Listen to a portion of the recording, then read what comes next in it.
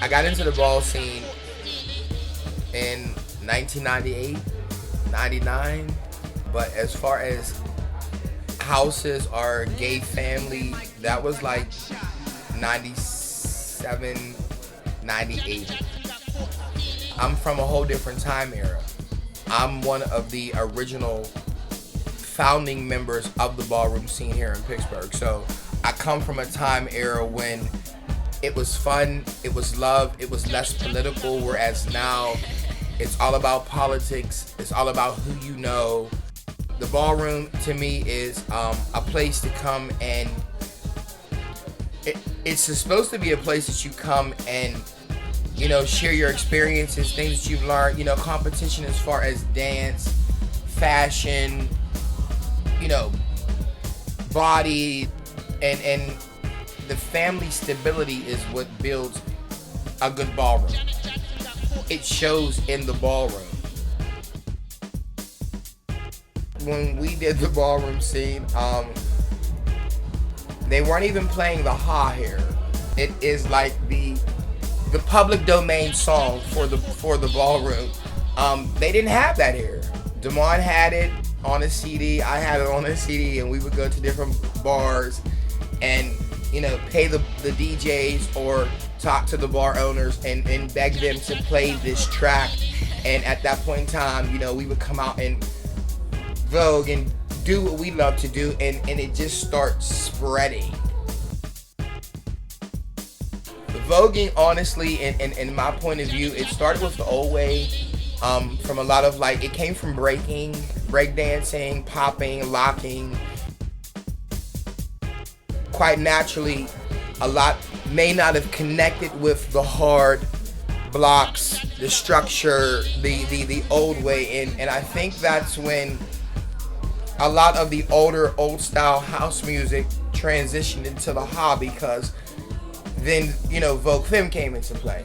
You know, the trannies start really feeling it and getting into their elements, and, you know, the Butch Queens, you know, started. So the ha at that point in time in the late 90s really became the it song, and it's still, like, you know, so many commentators commented over top of it. DJs have remixed it and added to it, took away from it, but it really is essentially the beat of the ballroom. To set the record straight, Miyoshi was actually the first house in Pittsburgh to leave Pittsburgh and actually walk balls. We were one of the only first houses from Pittsburgh, along with Rodeo. We were both new ballroom scenes, so Miyoshi was a lot of the reason why Cleveland started to come to Pittsburgh, Detroit started to come to Pittsburgh, and vice versa, because of our connections and us traveling. You know, before you know, we start sitting back and looking at other groups of people starting to get together and call themselves a name, and before you know it, there actually was a scene here in Pittsburgh. You know, due to career changes, we ended up breaking up, and that's, at that point in time, is when I met up with Foray from Chicago and became father of a Pittsburgh chapter of Foray. Before Miyoshi, there was the House of Domination.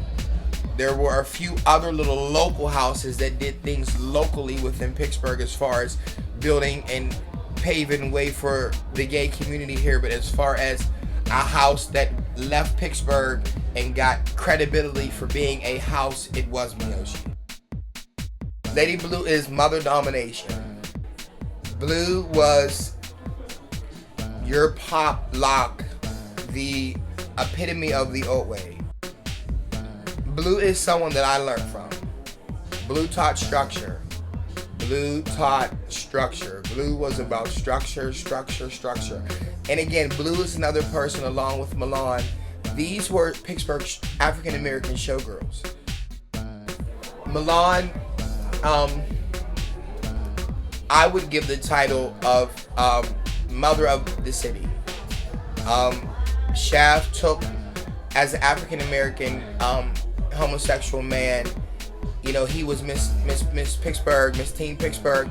He did things he took underground and brought it above ground, and he broke ground for the urban African Americans to mingle with the Europeans. You know, Shaft got us into Pegasus comfortably, into, you know, Shaft was a lot of the groundbreaking for the girls and the gays to now go to Images and the Saloon and a lot of the places that, you know, that back then we as African Americans in the ballroom scene were really not welcome to come, because our way of life was so much different from theirs. Whereas now, on any given night, at any, you know, everything now to me is so intermingled.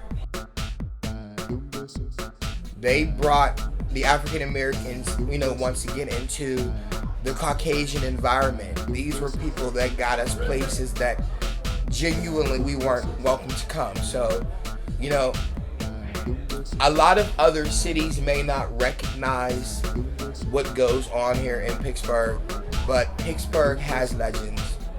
Pittsburgh has pioneers. Pittsburgh has statements. Pittsburgh has stars. And, you know, I'm one of those people, honestly. I'm 35. I've seen it all. I've been through it all.